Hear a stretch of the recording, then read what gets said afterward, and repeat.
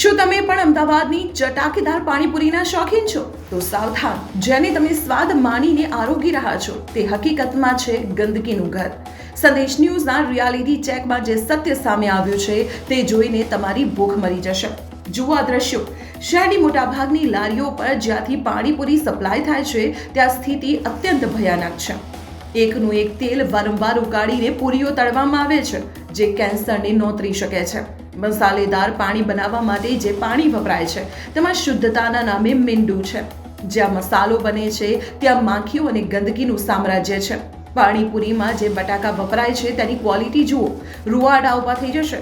આ પાણીપુરીના વિક્રેતાઓ આવા સડેલા બટેકા તમને ખવડાવી રહ્યા છે અને તમારા આરોગ્ય સાથે ચેડા કરી રહ્યા છે. અને આપણે પણ હોશે હોશે આ ગંદી પાણીપુરીની લહેજત ઉઠાવતા હોઈએ છીએ.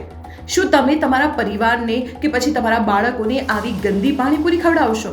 મુખ્ય સવાલ તો એ છે કે તંત્ર ક્યાં સુધી ઊંઘી રહ્યું છે? જનતાના આરોગ્ય સાથે ખુલ્લેઆમ ચેડા કરતા તત્વો પર કડક કાર્યવાહી ક્યારે થશે?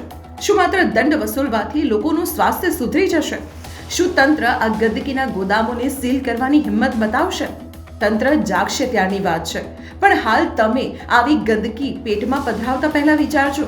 તમારી 1 મિનિટની જીભની લપલપાટ તમને હોસ્પિટલના બિછાને પહોંચાડી શકે છે. અસ્વચ્છ જગ્યાએ ખાવાનું ટાળો અને ગંદકી દેખાય તો અવાજ ઉઠાવો. જો તમે પણ આવી કોઈ જગ્યા જોઈ હોય તો કમેન્ટમાં જણાવો અને વિડીયોને વધુમાં વધુ લોકો સુધી શેર કરો, જેથી કોઈ બીમાર પડતા બચી જાય.